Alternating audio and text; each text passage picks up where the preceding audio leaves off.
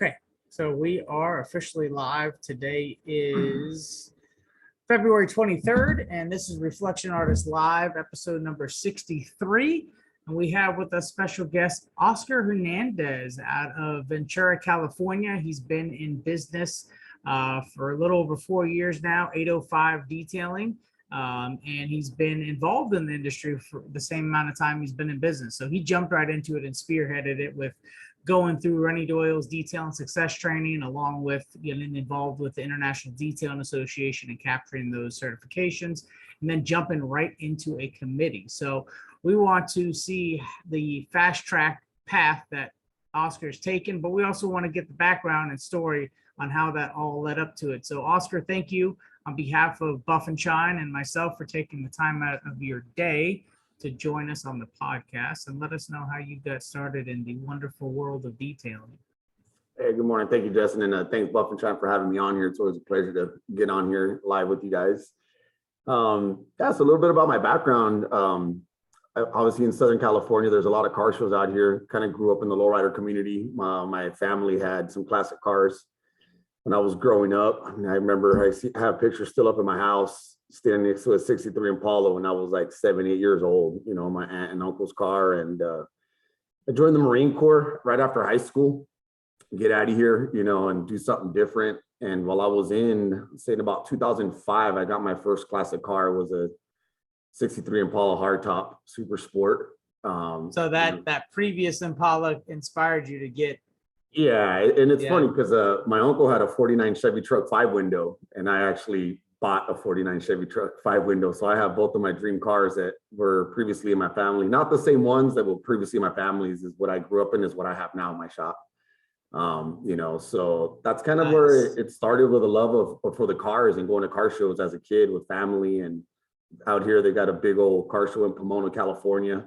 We go out there, and I mean, it's miles and miles of just classic cars and all this stuff. So that's kind of what drove me into the car scene.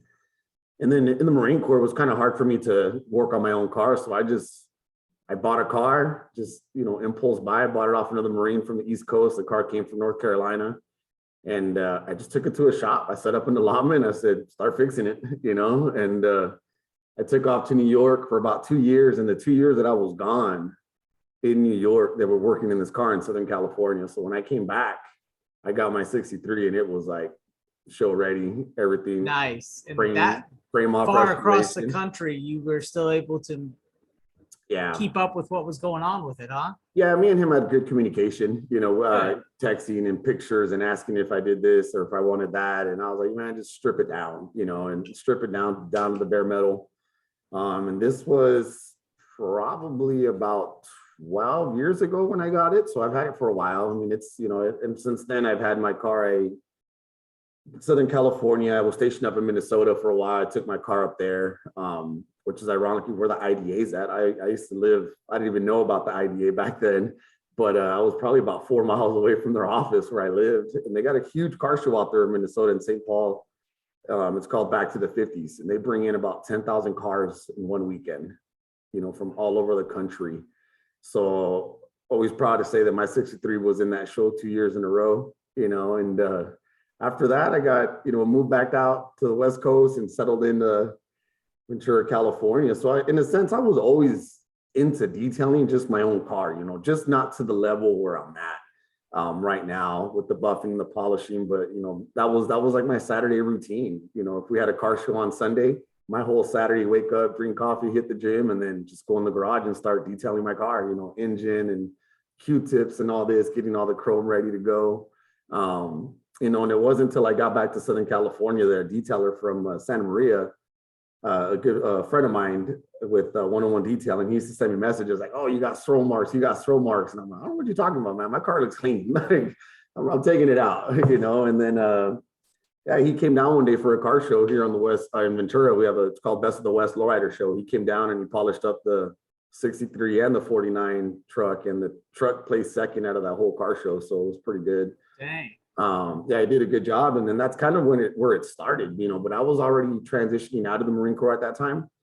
And then I started looking into what was I going to do afterwards, you know, like what what am I going to get into? If I was Was gonna your get- focus mainly with the Marine Corps and your job with the Marine Corps? Did you have an outside job as well?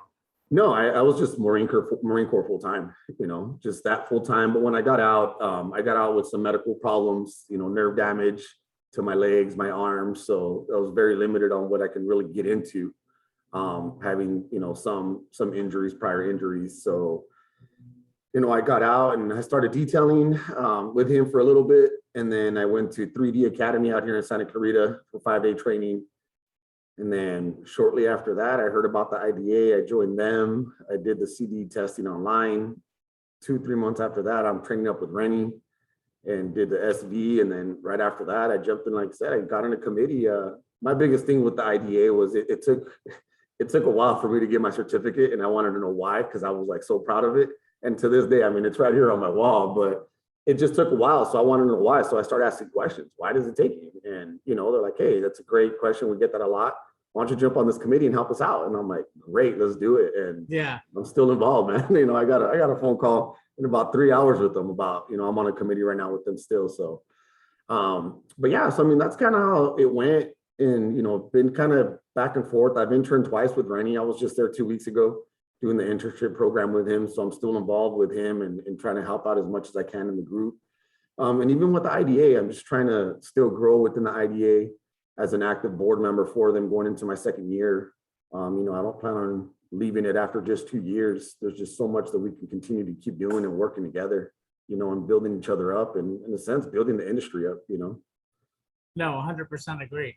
As far as that inspiration, I mean, I know you mentioned you had asked a bunch of questions, but where do you feel that like really started to fire that passion up in regards to wanting to get more involved in the industry side? Because a lot of detailers, they want to just stay focused on their business and put their energy into their business and don't, understand how to maybe focus or redirect energy or where they find that. How did that come out for you? I think just growing up in this area, we're going to say we're definitely not rich. I don't come from a rich family. I come from, my mom, she had, I've seen her work 2-3 jobs at a time, cleaning houses and being a waitress at night just to get through. And just kind of the work ethic that she built behind me and, not just being handed things down. I've always had to work for what I got. And when I joined the military, when I went to the Marine Corps, that was kind of the reason why I wanted to do something other than just get 2 or 3 jobs just to survive out here. So in the Marine Corps, I used to run the Toys for Tots programs in Rochester, New York, Twin Cities, Minnesota, and here in Ventura County. And that really opened up my eyes to the need of the community. We collect toys from the local community, but those toys stay here. And a lot of nonprofits, they collect money, but it goes to the East Coast, to the West Coast, it goes to headquarters. So we always pride ourselves in the Marine Corps that the toys we collected in our backyard stayed in our backyard. We're collecting toys in Ventura, they're going to kids here right in our neighborhoods in Ventura. So I think coming out, I already had that in me and I was already involved with that nonprofit and I knew a lot about how nonprofits operate. And another, one other thing that I do is I host car shows now for nonprofits. I make nothing out of it. It all goes back 100% proceeds that what we do go back to these nonprofits that we pick out here in Ventura County. And a lot of it is just finding something that's near and dear to your heart and giving back to it, and the IDA, when I first heard about it, I see it as a pride of belonging. And again, that comes from the Marine Corps. We build that pride. We're proud to be Marines. I'm proud to be part of the IDA. That's just how I say it, We wanted all well-rounded Marines. I like to have well-rounded detailers, just not someone that can detail, but are you good in business? Are you good in marketing? Are you good in sales? So I think just that's kind of like the background of where I come from as far as giving back is it just in me to just give back. And that's mostly what I focus my business on, believe it or not. I spend a lot of time in my community, a lot of time doing these car shows. It's not easy. I do work, a lot of people ask, Oscar, how do you do it? And I come in, I work, I take time to go to the gym. I go on hikes when I get frustrated and I find no way out. I get out in nature and then I come back and I sit up behind the computer and I just work it. There's always a way. There's always a way. I don't watch too much TV, I'll tell you that. I don't even have cable. So it sounds like basically that, that was a vision that you had seen that they had or that was existing with the IDA. And so, and with it being nonprofit, that was, something that you were already familiar with. So you just fell right into place with finding that to be a shared vision to say that you can Yeah. help You know, move forward. yeah, definitely. And there's a lot of guys, the first question is like, why should I join the IDA? What can the IDA do for me? And I always tell them, it's like, what can you do for the IDA? What do you have Yeah. to bring to the table that's going to make it better and make us a stronger industry? Well, then that's I've noticed, when you go on, and I'm on a lot of social media groups and I do a lot of watching and reading. I don't really chime in. I just don't want to find myself in a sticky position to say. Yeah. A keyboard So battle. yeah. I do the same. I watch, I read, but I don't chime in because a lot of the stuff, it's like, you're not going to change people's minds. You're not. No, and we're not out here to do that.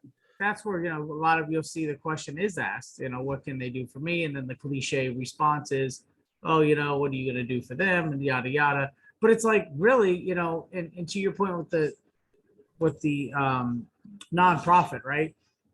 The money that goes in, it helps that financially support as a currency to support moving forward. And obviously, money, they say it's the root of all evil. It's not. It's actually it's a gray area. It's this dollar amount that could go good or bad. But the point is, that's what's used in our world today to function and move forward with being able to get things done sometimes, yes, physically, but monetary. However, being nonprofit, taking in those funds to redirect those funds towards things to move forward, right? Which is certifications and doing little things that help move forward. That paper that certificate gets printed on, the ink, that costs money. That just doesn't come from some random out of the sky, mystical place, right? With unicorns and rainbows.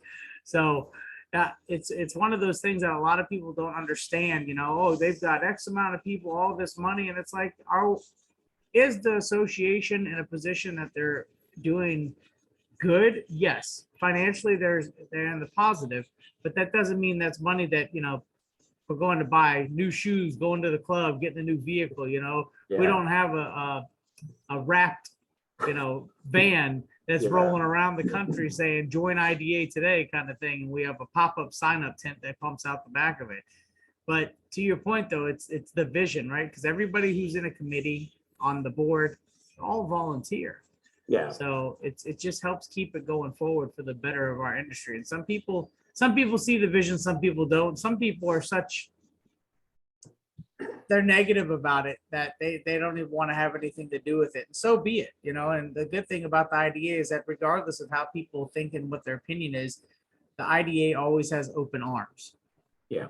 That's what makes them different. Everybody different. Yeah. I've had a couple, I think since I started with the IDA, I went to training with Rennie, and while I was up there, I scheduled an IDA meet and greet. I was like, oh, I didn't know I can do that. He's like, yeah, jump on. Chris Woolman helped me come up with the flyer, and we did it. We invited Rennie. I think we had like about 50 something detailers in my shop.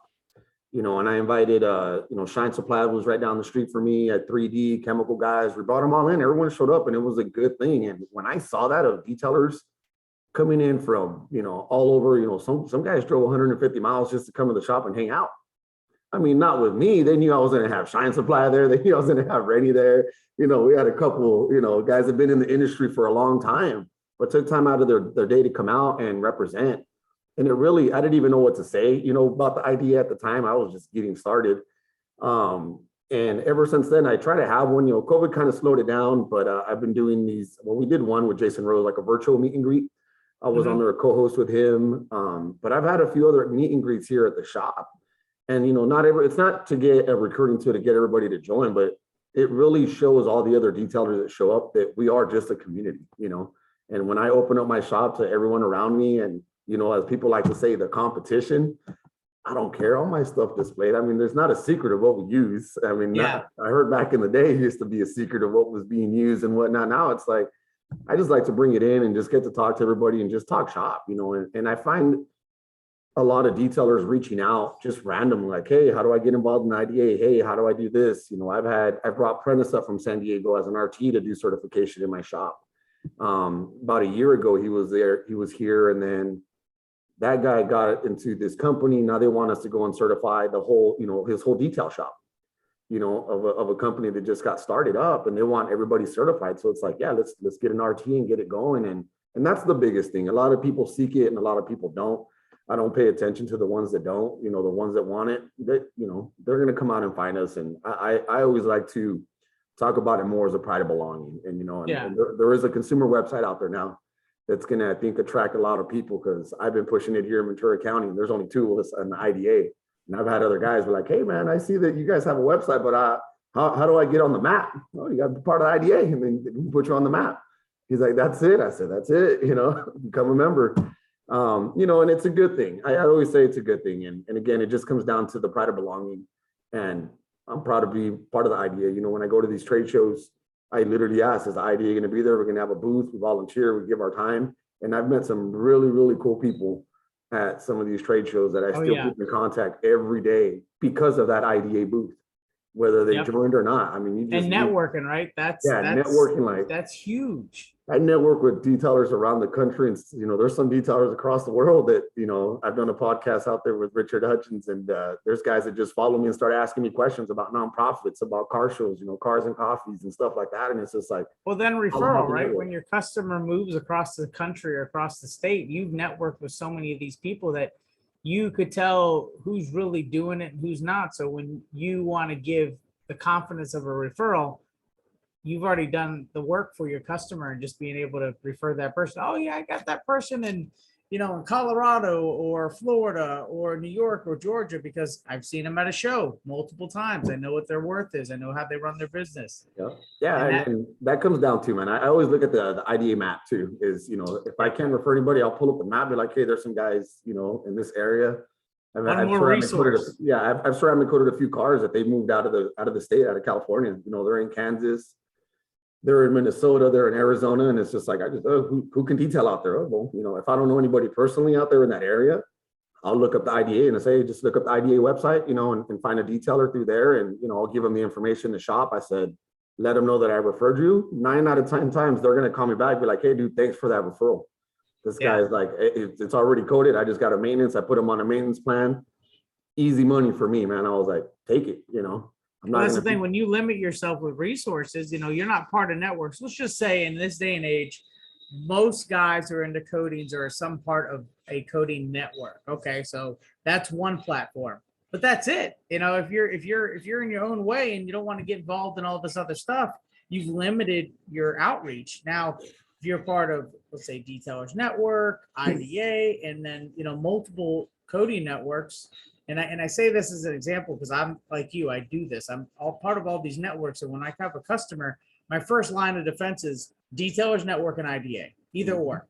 And then from there, I jump into the different coding networks that I'm part of, whether it be URO-TEC or IGL or C-Course, any of these major premium based recognized brands that I know that I'm going to have good installers, good technicians, good business owners and detailers that I could refer out to. Because some of these places, across the country, sometimes it's hit or miss on where a network member may or may not be, if they're part of the network, not part of the network. But again, to my point, if you're limiting yourself, you're not going to have all those different platforms to work off of to help favor your customer.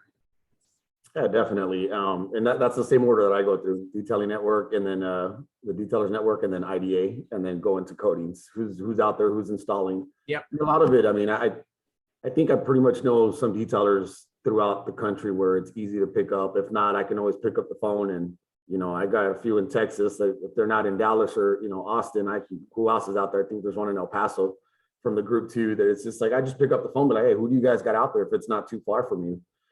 And then they'll end up referring someone that they know in their local area if they can't get to it. How much do you think, with your investment of time, with moving forward, obviously, 4 years in, you jumped right into the IDA, you've really expedited yourself. How much do you think, in hindsight, has this put you forward and put your business forward to help your business grow even more with getting involved like this? Honestly, it's helped out a lot. My clients see what I do, where I'm at, and I stay active on social media. I don't say I have a big following, but I have the right following, and the following that I have is, I don't really care to have followers like other detailers. People go to likes. I I always tell everybody, hey, check in the shop, follow this, follow that. And that's how I get leads. That's how I get, I don't do paid advertisement. But Nope. yeah, I mean, my clientele, they come in all referral based through my local chamber is where I started. I invested a lot of time in that. I became a chamber ambassador. I go to a lot of ribbon cuttings. I support other businesses here. I network with them. But them seeing what I do in the detailing industry, they're just like, they're amazed. Like, wow, we didn't even know. It's intriguing, right? Yeah, When they're on the outside looking in. You were in Florida. You went, you're a big bear again. You're doing this. Like when I went to Southern Detailers Conference last year, they're like, man, you went out to Kentucky for this. You go to SEMA, and I'm like, yeah, it's a detailer. And I always tell it, we're just one big family. This is what we do, and they love it. They love to see it. They know when I'm gone. They'll be like, and anytime that I post that I'm traveling somewhere with the detailing, I get all these messages. Hey, I know you're out there traveling, but I need to get on your schedule as soon as you get back. I need to get on your schedule. So I think it's built my business up pretty fast, and again, it's what you put into it. I didn't invest a lot of money getting started. I don't have the most, fanciest shop. I don't have a light tunnel. I don't have all the, the latest and greatest stuff, but I put my investment in people. And when you invest in people and you build the relationships and they like you, that's when they're going to turn on, they're going to do business with you, And it creates a story, right? And you always have something you can add to your story, and everybody loves a good story. Yeah. And that's inspiring, it's intriguing, and it keeps people, wanting to talk to you and get involved with you. And when you don't have much of a story to tell because you're not engaging in these things, then you don't have much to offer with the story, and you have multiple stories at that. But yeah. I look at it like the guy who peaked in high school, right? And that's the only story he's ever able to tell, because after that was his peak in life. And throughout life, that's the only story he's ever been able to repeat. But that's it. Then he hits a wall to where like the story continues. As long as you keep adding to your story and you have multiple stories, you'll always be able to, especially if it's something that you're passionate about, because people see that passion burning and that fire burning inside of you. Yeah, definitely. I was just, and again, telling stories. I was just at a ribbon cutting last week, it was a kid program, nonprofit. They take them out fishing. Great. I'm just walking around and some lady's like, oh, hey, Oscar, how's it going? And I started talking to her. She's like, hey, I've been following, like, how did you get to that car show up at Monterey? Like she literally told me, like, my husband's been trying to get his car in there for like 8 years and hasn't been accepted. And then here you are out there detailing them. Yeah. I just started talking to him. I said, I heard it's like 10, 11 years to get into the quail.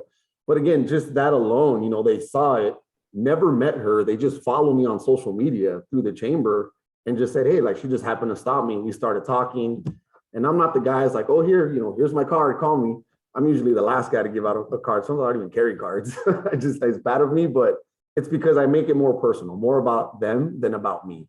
I ask them more about their business and how can I help their business and drive business to them. And again, that's part of being in the chamber and a chamber ambassador. That's kind of what we do. We're all about referrals. We're all about the network and helping each other out. Let me help you out in your business, and then we'll worry about me later. Because once you help someone out, it's naturally that they're going to, 9 times out of 10, they're going to come back and want to help you out.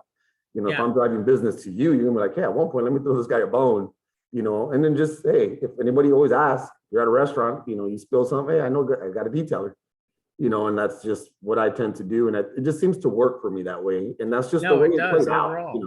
When you focus on the conversation, asking about them, it gets them comfortable, but it also, it takes that off you to where you're not talking about yourself, your achievements or anything like that.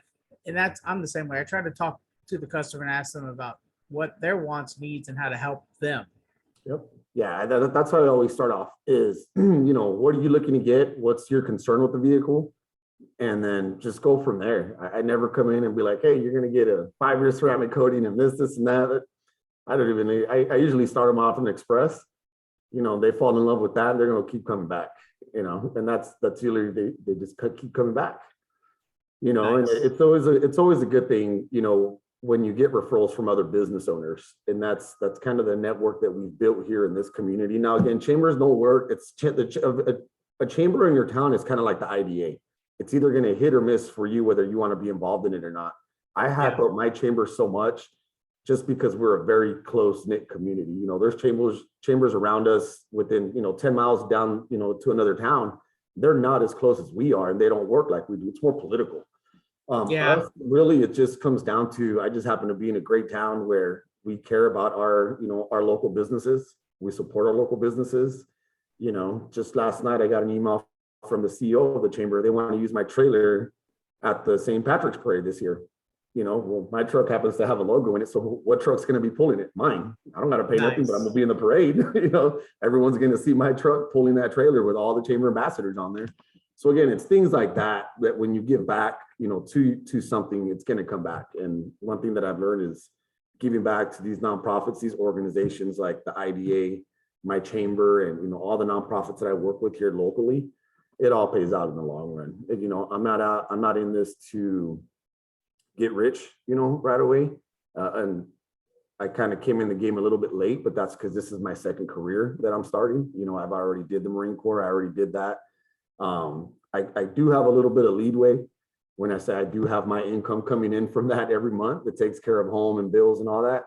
So as long as my shop keeps paying for itself and, and still making profits, it's good, and that kind of gives me the time to do what I like to do and, just give back and volunteer. And I always tell nonprofits when they come up like, hey, do you want to be a sponsor for this? Do you want to sponsor this car show? I'm like, wait, man, I'm not rich. I'm not into writing checks yet, but I'll give you time.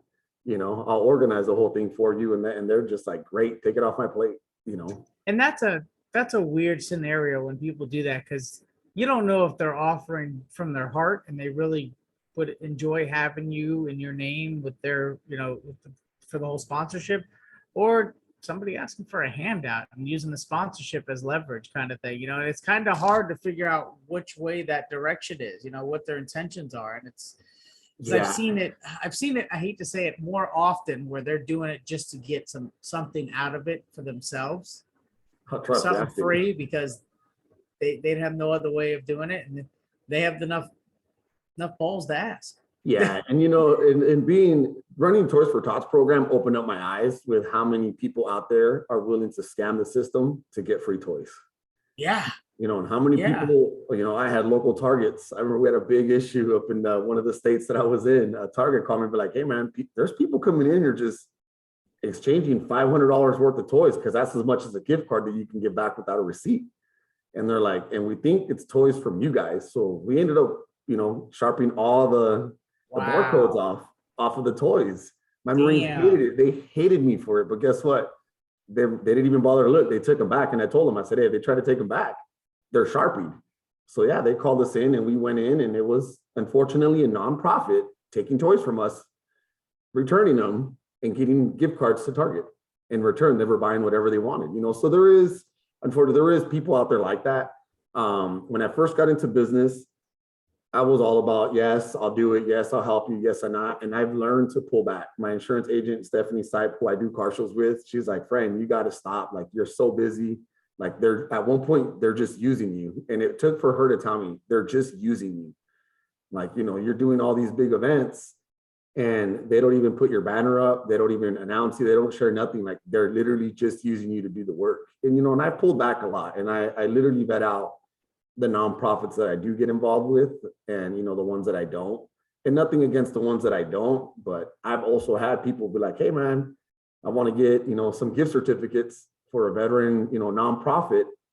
And I want to get all these veterans in. And the first guy that came in with the gift certificate was the guy who asked me for them, the guy who owned it. And I'm like, I thought this was for vet. He's like, well, I'm a veteran. I'm like, well, I'm a veteran too. I detail my truck once a week for free. I don't pay myself. Yeah. You know what I'm saying? So it's like that. So that kind of opened up my eyes, where it's more of me giving time than giving money, And, someone just asked this week, just yesterday, they asked me to help them out with trophies, because every car show that we have out here, we make unique trophies. We have them made. No one has our trophies. They're just very unique. They're made to the occasion. So they asked us, and I was like, well, I'm not going to go through a trophy store because I got someone that can make custom stuff, knowing that I can trust this person that's not going to burn me for. Yeah, trophy stores are cookie cutter too. Yeah, I don't give out just the basic gold car thing. We have very unique trophies for our car shows that go to the nonprofits. So, my next car show is April 3rd for Autism Rock. It's called Autism Rocks. So it's got to be something puzzle pieces, and it's not your average trophy. And people literally come to our car shows to try to get these cool trophies. So it's a fine line that they're playing. And just today, I seen in one of the groups, they asked about, how do we get into doing events or hosting car shows to get brand recognition? And what I say to that is, like, you're already doing it for the wrong reasons. If you're just going to go out there to get your name out there, they're just going to see your name on a flyer. If people are talking about all the good things that you did help them do, then they're going to sell your story, and they're going to sell the story that you helped them make, and they're going to start selling your brand. Yeah, you could still put your brand forward. There's just a kind of a right and wrong way to do that, right? Correct. I mean, there's, you still want, there's the give and take, you can't just be all in for yourself there, I mean, gosh, when I do garage sales at my house, I mean, I don't do them all the time, but a couple that I've done, I get out there, I pop a tent up, I bring out the grill, I serve these people hot dogs that are coming and burgers as they're stopping by. I don't even charge them. But the point behind it is it's a give and take, right? Yeah. Here I am. I'm having a garage sale trying to sell my stuff that I don't want no more, but I'm also feeding people as they come up. And what's that doing? It's drawing more people in that are buying more. My wife thinks I'm crazy, but I'll tell you what, we usually end up selling everything that we put in the front yard. So yeah, it's that attention getter, Yeah. Same thing when I do when I set up my car shows, I have my canopy, I take my table, I just kind of pick and choose of how I want to present myself out there with what type of services. So I got 2 old school pedal cars, that instead of sandbags, I just take my pedal cars and I put them in the front and I tie them down on the bottom. That's my weight. Nice. I mean, they weigh about 50 pounds each. But what does that do? Every kid that passes by my booth goes to the pedal cars because they want to get in it. They want to take a picture. What do kids come with? Parents. What do parents have? Cars. And they're like, oh, what do you do? I already know. I mean, you already got a toddler that wants to get in this. So I can only imagine your car, And then at that point, we just start talking like, oh, untie, let them take it, just bring it back, and you'll be seeing my pedal cars throughout the car shows, going everywhere. And, the kids are having a great time, but they remember that. They come back, they're like, you know what? Let me get a car. You know what? You do interiors, you do headliners, you do this. Yeah, man, let me get a car. Let me get this. And then that's all it takes. I don't go out there. I'm not selling anything. It's just me getting my name out there and building those relationships. I don't really target those classic cars. Some of these guys, I mean, I do some higher end class. I would call them higher end because they're really show cars, guys that trust me with them. But a lot of those guys don't trust, people just touching their cars. Yeah. I mean, I've had my Impala for the longest time. I don't think I've ever let anybody, I never called on a mobile detailer or took it to a detail shop and be like, here, do my car. It was always me. And that's the problem with these people. Like, oh, you're getting all these cars. I bring detailers to my car shows. Help me judge the car show. Help me get it, help me set up. Help me do that.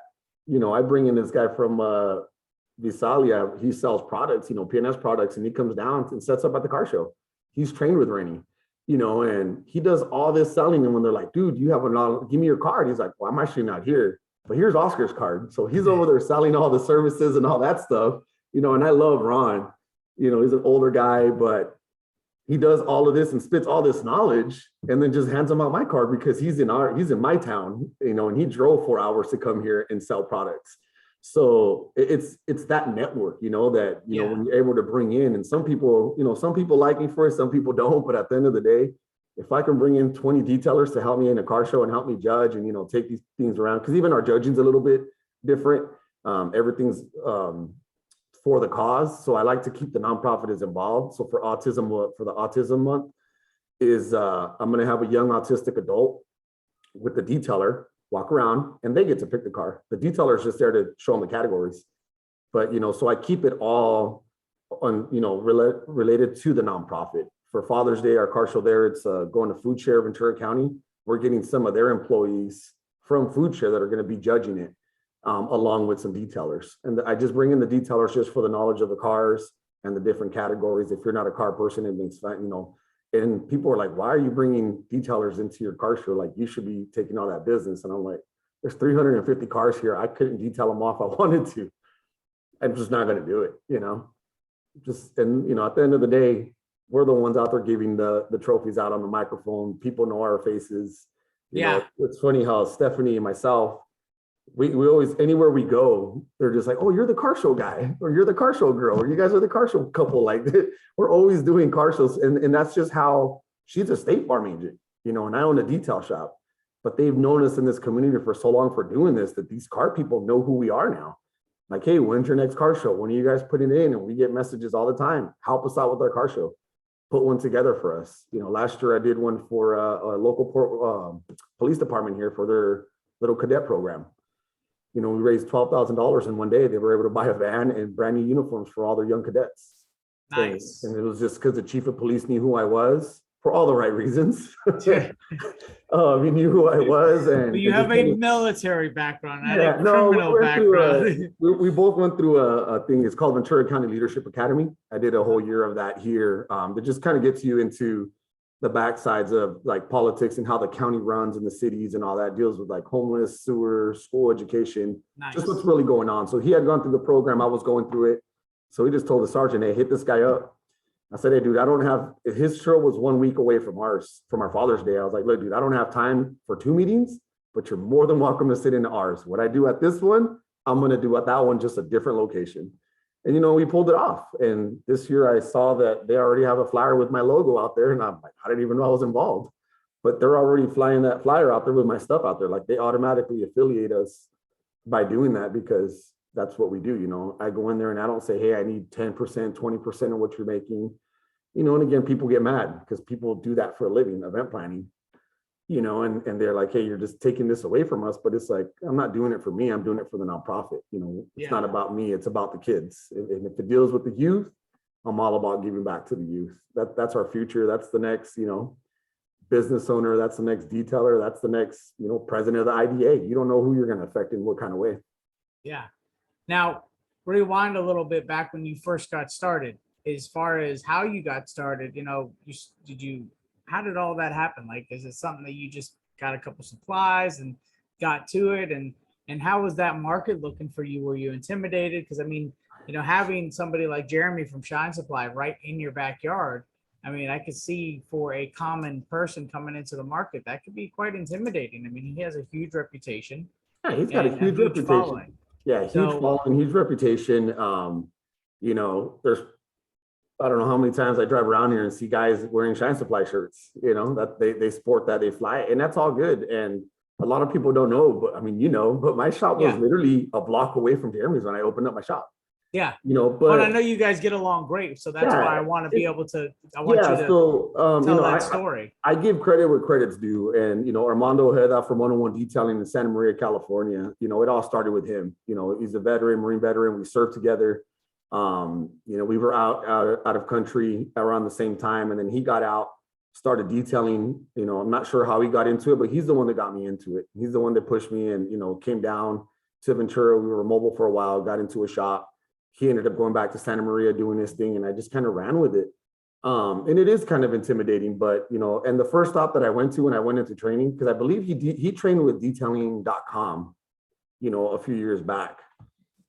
And when I got into it, I walked into Shine Supply. I was like, oh, detail training, this exists. I walked in there and, you know, I could have got away with it. But again, that integrity, you know, I talked to him, talked to the staff. They're like, this is not like, where are you from? Let me see your driver's license. Well, at the time, I still had an Arizona driver's license, you know, so I could have just said, hey, yeah, there's my Arizona driver's license. Radar. Train me, and then I'm going to go open up. But I don't want to burn that bridge. But as soon as he was like, hey, like, I don't train locals, you know, whatever. And that's completely understandable. You know, he's got to watch his market on what he's training and what he's teaching. He doesn't want to train someone and then they're going to come out and underprice them by 50%. I'm the same way with my one-day trainings. I don't train, and people kind of get like, they get upset about it. And it's like, listen, I have market share and I need to maintain that market share. And trust me, we're good now, but a month from now, we might not be good for whatever reasons. And then you want to go using, now you've already gone through my training. I can't take that back. And I've kind of let you in on business secrets, not trade secrets. There's not, like you mentioned earlier, there's not much of that much anymore. You know what I mean? Because there's so much out there, but business side, that's a whole nother ball game. And if that gets compromised, then and a lot of it is I've seen it here. Oh, you know, I train with him, I know everything he does, but I don't know why he's charging so much, and then they underprice him, you know.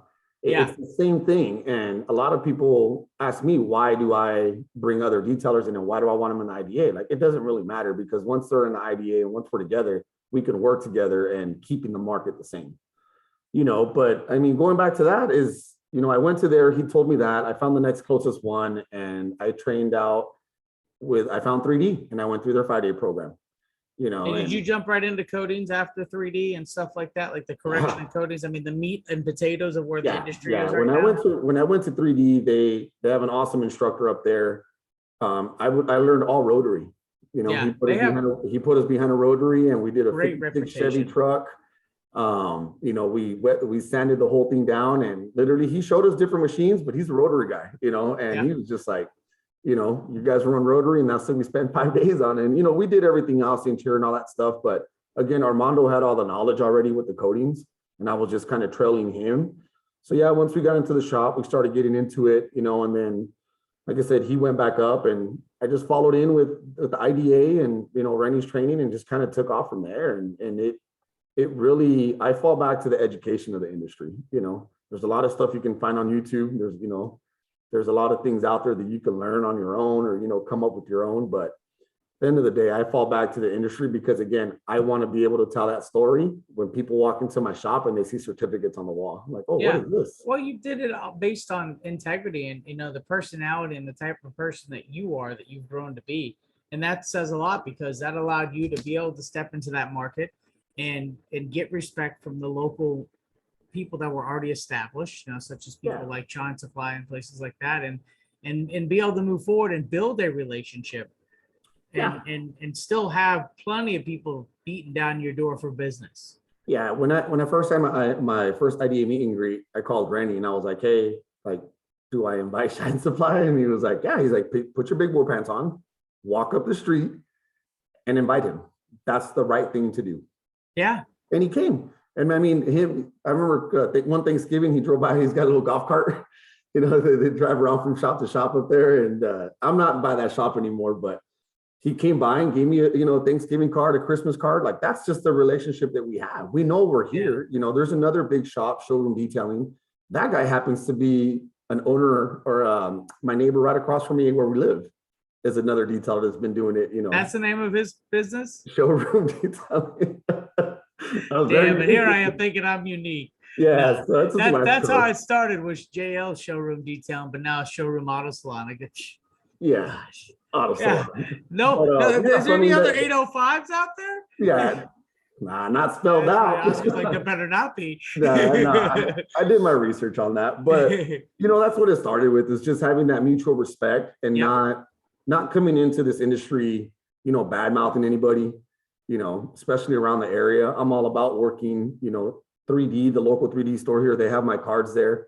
They give them out to customers or detailers. If detailers have a lot of questions, they'll be like, hey, hit this guy up and he'll talk to you. And some of them do, some of them show by the shop, and I'll talk shop with them, guys that are just getting started.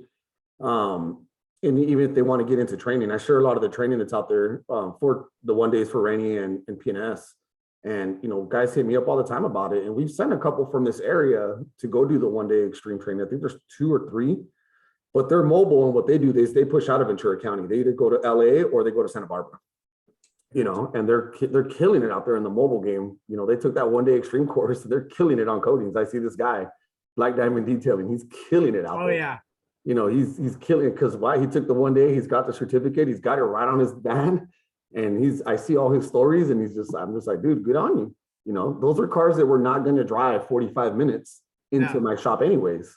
But he's loud and proud of what he's accomplished, and people love that. And that's why I don't understand how some people who get into detailing that, they shy away from these certificates. They think they're BS, and then they wonder why they can't get business, and they're always beating themselves up on why they can't get enough business. Or it's the mediocre person. Well, I've got enough business to pay my bills. I don't need to charge an arm and a leg. I don't need to go get certifications. My customers don't even pay attention to that. It's like, it's a mindset, and it's a mentality that's just, you're in your own way.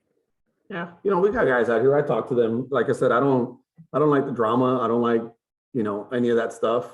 I really don't. And there's guys that tell me like, dude, you're wasting your time. Like, I've been doing this for 20 years. you know, you don't need this. I don't have training. And I'm like, well, that's cool, bro. Like you learn based off experience. That's great. I'm not hating on you because you don't do it. That's just me. I said, but if you're going to tell me I'm wasting my time, I'm literally wasting my time talking to you. Yeah, but then it's like, damn, 20 years. Yeah. 4. Huh?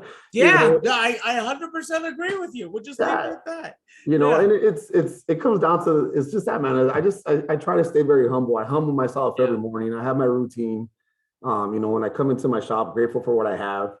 And, you know, and it's starting to kind of sink in, you know, as I'm getting closer into year 5, going into this year, mid of this year, I think will be like year 5 coming into it, and of where I've come from and what I've built, you know, and being able to just take the time, you know. Some of the other guys tell me like, you know, how can you afford to go to Mobile Tech? How can you afford to go to SEMA? And it's like, you save money.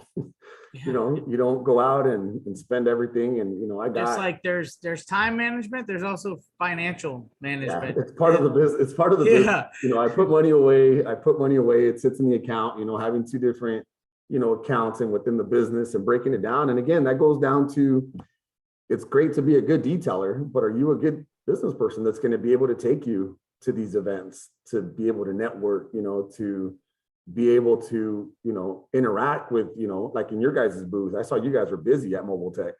You know, a lot of detailers are like, you know, it's everybody's there. And I just kind of sit back and watched everything for a few hours with Chris Williams. We were just like, man, this is crazy. Like, so many people came out for that it's like, but then so many people did it. And it's just like, well, why? It's like, you know, I'm grinding 7 days a week, nonstop. You know, I had that mentality. You know, if I'm not working in 7 days a week. I get it. It's the hustle inside you. And when you are a hustler at that, you don't want to stop. It doesn't shut off, but you have to learn the balance. Yeah. And that's one thing I learned, I would say, about going into COVID. I learned how to balance it. COVID humbled me a lot when they shut down my shop for 3 months. Like the city shut down and I had nothing. And, you know, unfortunately, those connections within my community and my logistics background, they were like, hey, you want to come help us out at Food Share and hand out food in the community? Sure. I was volunteering for a while. Eventually, I became a private contractor to them and they were paying me. I did that for a whole year while I was still running my shop. And that even put me on the map out here of like, hey, that's the detailer handing out food at the fairgrounds, you know, 6 hours every Monday. And I was doing this 6-7 days a week, but you know, that mentality, it kind of just took me off. And now I just kind of have a mindset of once a month, I get away for the shop for either a 3-day weekend or a 4-day weekend. I just pull out of Ventura. I get out, whether it's, you know, I was in Arizona doing training with Detail Boss in December, Mobile Tech, January, Rennie and Big Bear in February, March. I don't know, I'll plan something, you know, I'll get away for 4 or 5 days. You know, and I just save for these little trips. And it's not like I'm traveling across the world. I'm not going to Italy. No, but 2-3 days is enough to help reset. Yeah, go out. And sometimes I go south of the border to my mom's ranch down there. And, you know, she lives out in the mountains where we have a property out there and there's nothing out there. And that's the perfect place to go reset, go hike and read a book and then come back and do it again. And, you know, I didn't always have that mentality, but that 7 days a week, you know, 24/7 detailing to 9 p.m. and, you know, all that stuff, it's just not for me no more. And I hope it's not. I mean, I get it. I understand the hustle, but it's just not for me. I like to get away. I like to even pull away from the shop. If I in between cars, my gym's right down the street. I go work out for an hour and then come back and, you know, and do it. And some people are like, why are you always posting you're at the gym? Do you even work? Why are you always hiking? You know, why are you always riding your bike on the beach? Because that's what I like to do. You know, I get away. It's time management, my management, you know. Time management, mind management is the way I like to call it. You got to train your mind. No, 100% agree. And that's the way you navigate through whether, you know, life in general is being able to do that. You know, you can't just take it as it comes and hope it works out. You got to really manage everything with time, money, life, mentality, family, all of it, business. Yeah. We are coming up on time, Oscar, and I know you got things to do as well. However, what's some advice you could put out there for the listeners, detailers, anybody who takes the opportunity to dial into listening to the podcast? This is something one of my mentors told me is when I first got into it and I got into the Detailing Network group and he told me, don't compare yourself to someone that's been doing this longer than you. And I think that's something that I see a lot on social media. People are coming into the industry like myself, fairly new, but we want to get to the top. We're trying to be on, at your level, as I would say, with Buff and Shine, and got all these things with Auto Geek, and they're just trying to shoot too fast to get up there. And that always sunk with me. Is like, I can't compare myself to Shine Supply, and I've had customers ask me, well, what's different between him? And yeah, what's different is he's got about 25 years on me or about 20 years on me. You don't look it though. Yeah, like, I was like, he's got time on me. You know what I'm saying? And that's the difference. He's got that experience. He's got a product. But I've never sat here and constantly going on social media trying to compare myself to other people. I do me. Yeah. And and that's what I would have to say to these detailers out there is just do you, work on yourself, work on your business, and everything's going to come out just fine. Stop comparing yourself to other detailers, especially across the country. They have no effect on you. Yeah. Yeah. And you don't know their story, you don't know what or why, even for myself, like nothing that I've been able to have opportunities put in front of me. I didn't ask for any of them. Like nothing was ever I personally went after and asked for. There's just the integrity. I heard you say on the bead maker and coffee, it's organic. It just happens. Yeah. Just do the right thing. Just do your thing and do it with integrity, not trying to get anything out of it. And then you'd be surprised what blooms from that naturally. And it becomes organic and authentic.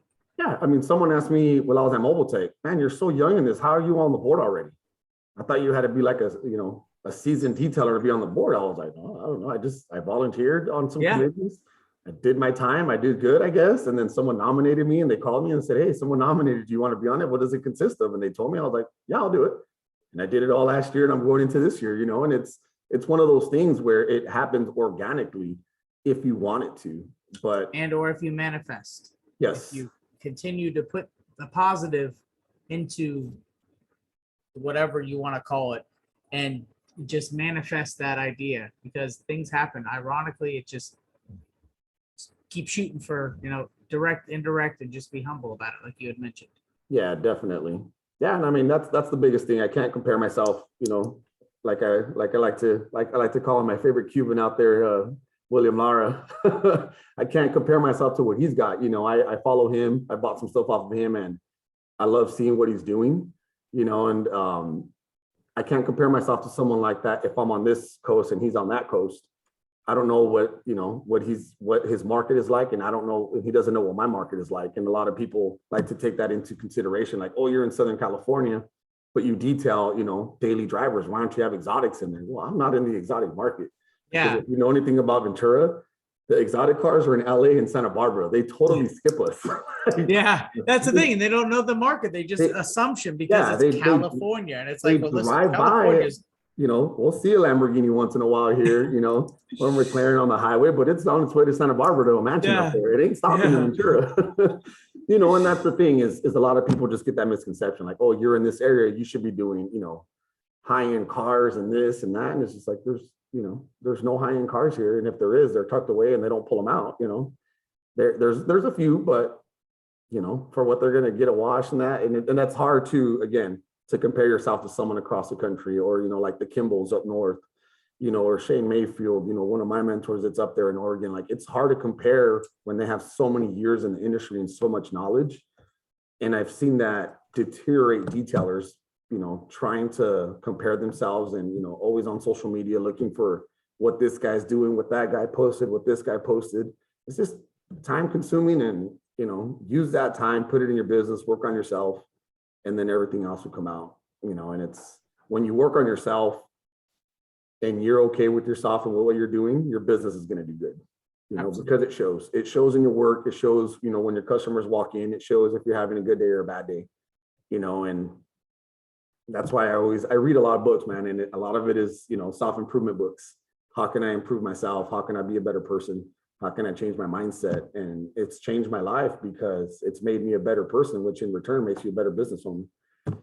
I 100% agree. I'm not as big as a reader. I read people and I watch, and I know what I do where I want to go with things and where I don't want to go by the mistakes others make. Yeah, I do a lot of people watching too. We did anything here where it's just like. So with that said, I appreciate you being on behalf of Buff and Shine. We definitely, always love having guests on and especially you being an operator position and moving so fast and coming up in the industry, kudos to you and everything you've done. Much appreciated, and being part of the IDA, of course, that's huge. And I look forward to seeing you and I'm going to put this into existence, the next IDA president that's up and coming. I'm going to say that now because that's what was said to me before I even knew it hit me and smacked me in the face. And then next thing you know, we're 4 years later. So, yeah. So you never know. I feel that's the thing with who you are and your personality. I want to put that into existence for you. So thank you for being on. Thank you for your time, Oscar. Again, Reflection Artist Live, episode number 63. And you could find this on any of the podcast platforms. And of course, it's live right now on Facebook on our Reflection Artist page. So you could share it from there, watch it from there at a later date. And everybody that's at home, I hope you're not at home, I hope you're working, but wherever you may be listening, watching, or doing your thing, thank you for tuning in. So Oscar, we'll catch you on the flip side, and thank you again for taking the time out. Sounds good, brother. Thank you. All right, talk to you later. All right.